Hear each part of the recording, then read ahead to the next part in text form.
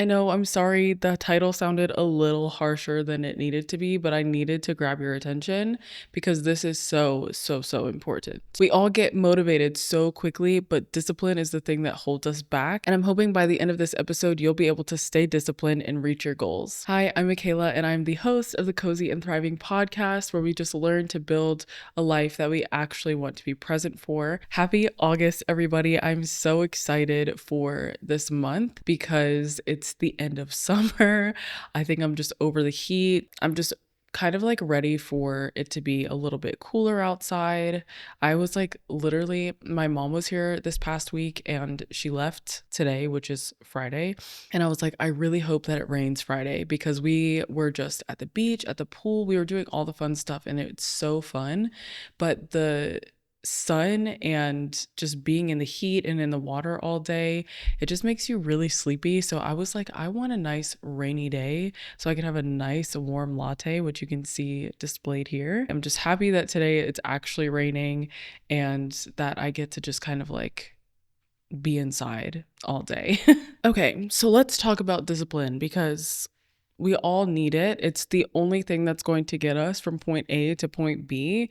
Literally, we just need it. It is so easy to dream. It's even slightly easy to plan. But when it comes to like sticking to that plan, especially when it gets uncomfortable or we get bored or we're not seeing the results, we just kind of kick it to the curb. We're like, never mind, I don't want to do it. And that is where we give up. And I do not want you to give up on your dreams. I do not want that to happen.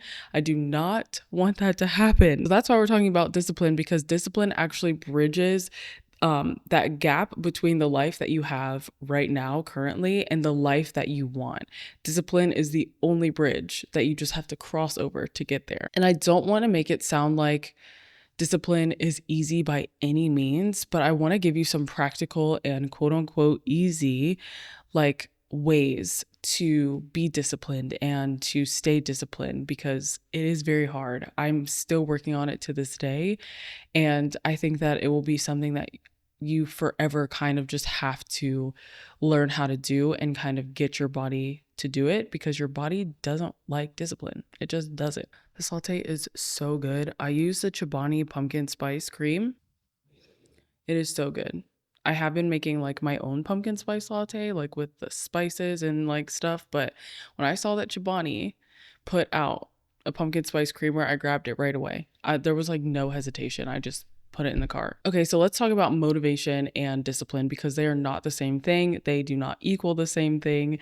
Motivation is that thing that is just very, I almost like compare it to adrenaline. It's one of those things where you just can push through. You're excited, you're ready to conquer, you're ready to see your future life. You're like, I'm going to do these things. But then motivation like slowly kind of goes away, and then you see your discipline is like kind of following it, because when you're motivated, it's very easy to be disciplined. It's like, I want to work out, so I'm going to go to the gym 5 days a week and I'm going to eat healthy and all these things. And then your motivation kind of slips because you're not seeing the results right away. You're not feeling the way that you thought you would feel. And then your discipline kind of goes away. And it's like, oh, I'm not going to go to the gym 5 days a week. I'm only going to go 4, but those 4 days start to turn into 3, and the 3 days start to turn into 2. And then eventually you're not going at all and you're making up excuses. So after that long rant, discipline is the quiet follow through. It's what is happening when nobody's watching. It's when people are seeing you, when you're motivated and you're posting about going to the gym all the time and you're talking about eating healthy. And I don't know why I'm on this like health kick right now, like talking about it, but that's fine. You're seeing all these things, but then once that motivation is gone and you stop posting, you stop using like Instagram as your like accountability partner or whatever, you start to say, okay, am I doing this for the gram or am I doing this for myself? Am I doing this for my future self? And the answer should always be, I'm doing it for my future self, which should be your motivation to keep going, but also why you stay disciplined. Building your dream life will absolutely require you to do things when you don't feel like doing them. Today is a perfect example. Like I said, my mom was here all week. Well, I guess it's Sunday for you guys, but Friday when I'm recording this. My mom was here all week and I didn't really work a whole lot this week, which is like my favorite part about being an entrepreneur. Like I can just kind of not work when I don't feel like it, or like when my mom comes or whatever, but there is work to be done and I have to do it today. If I want to continue to be successful in my business and in my content journey, then I have to continue to work. And that's discipline. I could say, you know what? I'm just going to take the day off. I was with my mom. I was outside all week. I'm kind of tired. I just don't feel like doing anything. I'm going to go sit on the couch and watch TV all day. Absolutely not. I have to get this done. And knowing tomorrow is Saturday, I can just kind of like chill out. I don't have anything to do. I can watch all of the TV I want tomorrow. But for today, we're working, we're putting our head down, and we're getting stuff done. And that is absolutely going to be required of you for everything that you want in your dream life. Okay, so to sum that whole section up, if you don't remember anything else, just remember this one thing. It's that motivation is the thing that gets you started, but the discipline is what keeps you going. Okay, so let's talk about some physical ways that you can support discipline or that help support that discipline. So that way it becomes a little bit easier. I think not that discipline is easy, but that it just makes it easier to do. So I have physical ways and mental ways to make discipline a little bit easier on you. The very first thing that I always would say, that I would always suggest, is to make sure that your environment is working with you and not against you. I have an episode, maybe a couple of episodes of just like talking about your environment, what you can do to keep it tidy and clean and everything. Personally, I work from home, so just like I talk about my house a lot. But when I'm talking about your environment here, I'm not just talking about the tidying of your space. I'm talking about the physical things that you can do to change. That way you can do XYZ. So for example, if you want to get up early, instead of using your phone alarm that's right by your head and all you have to do is press snooze, or you accidentally might press off like I have multiple times, instead of doing that, get yourself an actual alarm that you have to get up to go turn off. If you want to eat better, instead of buying groceries every 2 to 3 days, go on Sunday. Make this a part of your weekly reset. Meal prep all of your meals. I'm talking all of them. Breakfast, lunch, dinner. What are you going to have Monday, Wednesday, Friday? What are you going to have Tuesday, Thursday, Saturday, Sunday, whatever the case may be? If you have your meals already planned out, at least for me, I don't know, maybe this is just me, but when I have my meals planned out, one, I'm excited to eat, which you should be. And two, I feel like I'm actually getting the nutrients that I need. And three, I don't crave as many snacks and sweets as I usually do. It also helps with decision fatigue, which is a real thing. And I really think that it plays a big part into our discipline, but we'll talk about that a little bit later. So now that you've prepped your environment in the ways that you need, you're going to now make the right choice, the easy choice. And I think this kind of goes into the environment one, but it is just like little switches that you can do to really hone in how you want to be in your future life, and then just also like helping with your physical and mental well-being. So for example, if you want to read more, instead of putting your phone on your pillow before you go to bed, put it outside the room. Unless you're disciplined enough to not get on it right first thing in the morning, but I am not. So I'll put this outside my room and put a book on my pillow, or it's on my nightstand. So I know after I'm done like brushing my teeth, I like put my bonnet on, I'm like ready for bed.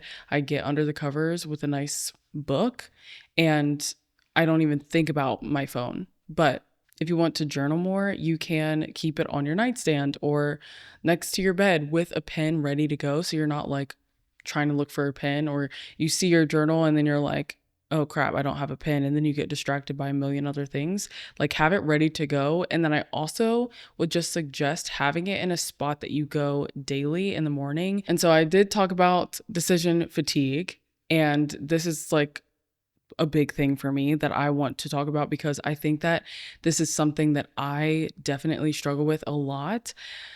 I think it comes with having tunnel vision and having that like one track mind where you're just like, this is what I want to do. So then when it comes to anything else, you're like, what do you want for dinner? I don't know. What do you want to wear tomorrow? I don't know. What do you want to do tomorrow? I don't know. What do you want to do in the next 5 minutes? I don't know. There's like so many decisions that we have to make throughout the day. And I think that when we can take some of those decisions away, we're not making those 100 tiny little choices throughout the day.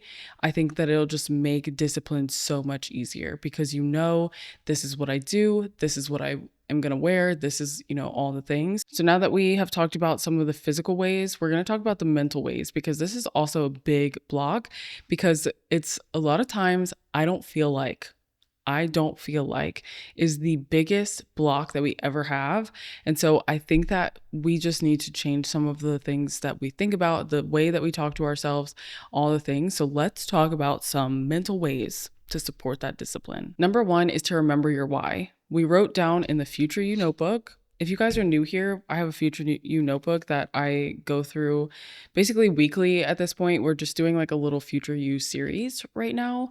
And I don't know when it will end, but we're talking about it for now. And I've made this notebook that I just kind of write like everything that I'm talking to you in the podcast about into this notebook. So one of the things that we did was we wrote our why, like why do we want certain things for our future life? So you wrote that down, go back into your notebook and then be like, okay, this is why I'm doing this. Remember, this is why I'm doing this.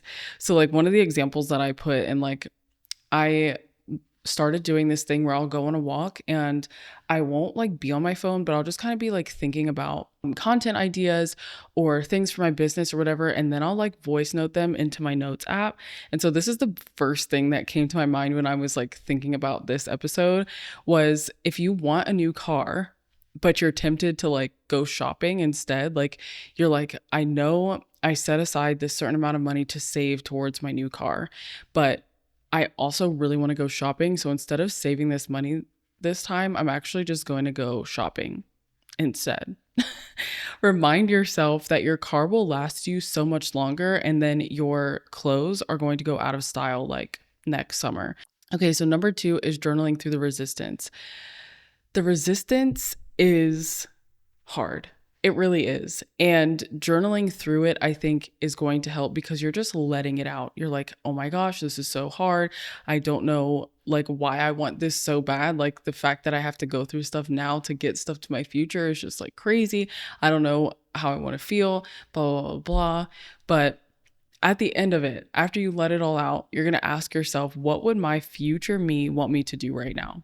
So I know that because I am a future version of myself that I just look back sometimes and I'm like, girl, why didn't you just save that money? Why didn't you just choose this? Why didn't you just do that? And I feel like my life could have looked a lot different now if I was not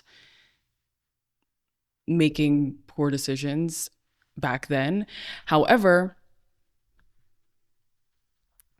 I know that future, that past me was a future me of a girl who wanted that life too.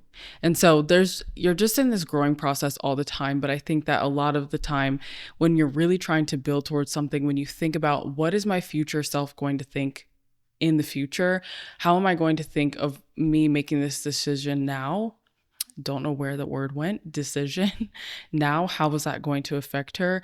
I think that you will see a big difference in the way that you begin to do things. Okay, so number 3 is accountability partners. Accountability partners are something that can also be, I guess, considered like a physical help to support discipline, but it definitely is a mental thing, especially I think just in my own personal life. When I know that there are people counting on me to do something, there's something in my brain that like just switches to where it's like, okay, I have to finish this.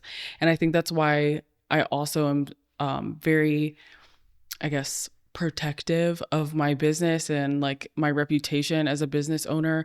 I never want people to think that I am a bad business owner. And I do realize that there are going to be like clashes, like we might not work well together, and that's one thing. And I think that when I have my clients, that is like the first thing on my mind. So it's like accountability to get my work done, because I do have people that I'm like working for. But then just like for my like own self, for my personal life, both of my like health apps that I use, my dietitian and my trainer, are virtual.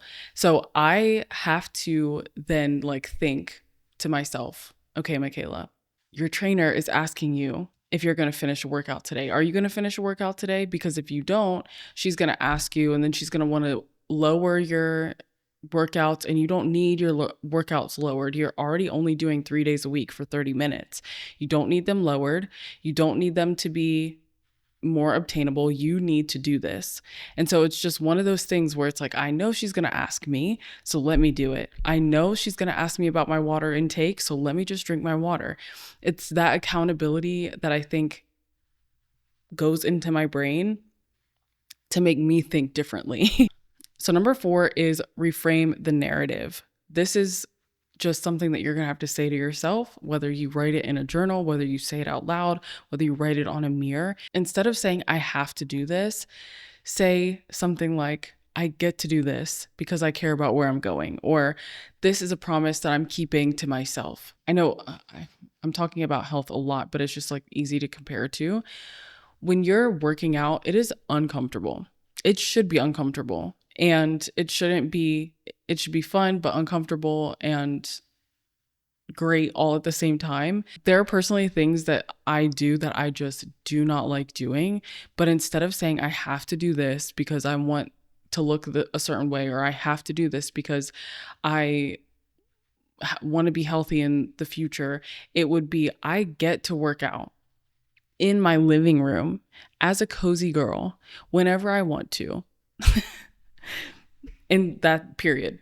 You can say because after it, but period for me. Like, you get to do that. You get to take care of your body. You get to have this like fun little routine that you do every day. Number 5 is accept that resistance is normal. Discipline is hard. Discipline is not something that your body wants to do continually. Just because something feels hard does not mean you're failing, and does not mean that you're not good at it. It feels hard because you're growing. It feels hard and uncomfortable. The goal isn't to never feel resistance. The goal is to continue to push through it, because you're always growing. And you do have to learn the difference between burnout and resistance, because burnout is something that is tiring you out. Resistance is just a little pushback. It's just a little pushback. So that's all I have for you. You do not have to have this be something that is like perfect. It's not going to be something that you're going to get right the first, second, third, or fourth time, but it's definitely something that I think is very necessary. And when we're trying to get to this person that we wrote down in our Future You notebook, when we're trying to get to her, we have to be okay riding the waves, going through the motions, going through discipline, and riding the highs and riding the lows, because unfortunately life is not like that. Life gives you pushback. Life gives you resistance. If you didn't get anything else from this episode, I want you to get this one thought, this one little thing, and that is, discipline is not easy. However, your dream life is worth it. It's worth the pressure to get to it. And so I want you to see that your dream life is worth that. And we're going to continue to build it brick by brick, discipline by discipline, and we're going to get there. So thank you guys so much for listening and being a part of today's episode. I am so grateful for you all. I'm working on some stuff behind the scenes that I literally cannot wait to share. I also am so excited that it's August, because we only have like less at this point than 30 days until the Burr months, which means my fall decor will be out. I will be pumpkining it up in my house. I already went like fall shopping, which I'm not all the way done, but I'm excited. I'm so excited. I think that we're going to have a good rest of 2025 and going into 2026 like with a bang. And yeah, I'm excited. So don't forget to follow me on all platforms: TikTok, Instagram, YouTube, Threads, Spotify. Rate the podcast, subscribe. There's a bunch of other things I probably can do, but well, check all the links in bios, the links in the description, all the things. And you can get everything cozy and thriving related. And I'm so, so, so thankful for you and everybody who has been here and on this roller coaster ride of this podcast with me. I can't wait until next week. Until next week, stay ambitious and always, always, always stay cozy.